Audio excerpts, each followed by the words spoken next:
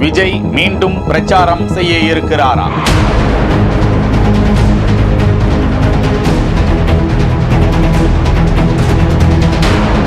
சேலத்தை குறிவைத்திருக்கும் விஜய்.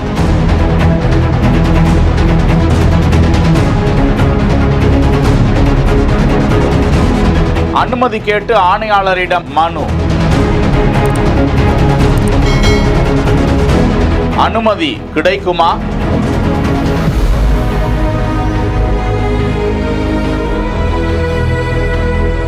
கரூர் வேலுச்சாமிபுரம் ஒரு கருப்பு தினத்தை கடந்த செப்டம்பர் 27 சந்தித்தது.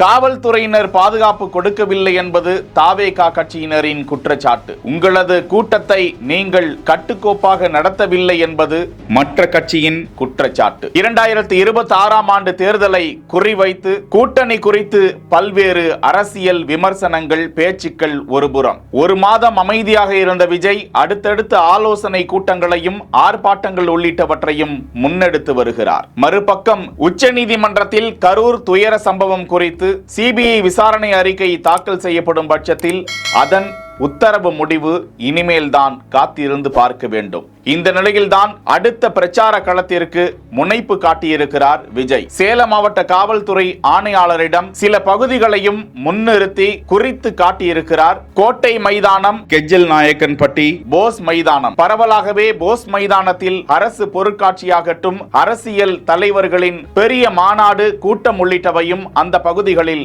நடத்தப்பட்டு இருக்கின்றன. இதுபோன்று தாவேகா கட்சியினரே கூட்டம் நடத்துவதற்கான, பிரச்சாரம் நடத்துவதற்கான இடத்தை தேர்வு செய்து அதற்கு அனுமதி கேட்டு, பாதுகாப்பு கேட்டு மனு கொடுத்திருக்கிறார்கள். எப்போதும் விஜய் சனிக்கிழமைகளில்தான் பிரச்சாரம் மேற்கொண்டு வந்தார். இந்த நிலையில் வார நாளில் வியாழக்கிழமை அன்று பிரச்சாரம் மேற்கொள்வதற்கு மனு கொடுத்திருக்கிறார். அனுமதி கிடைக்குமா என்பதை பொறுத்திருந்து பார்ப்போம்.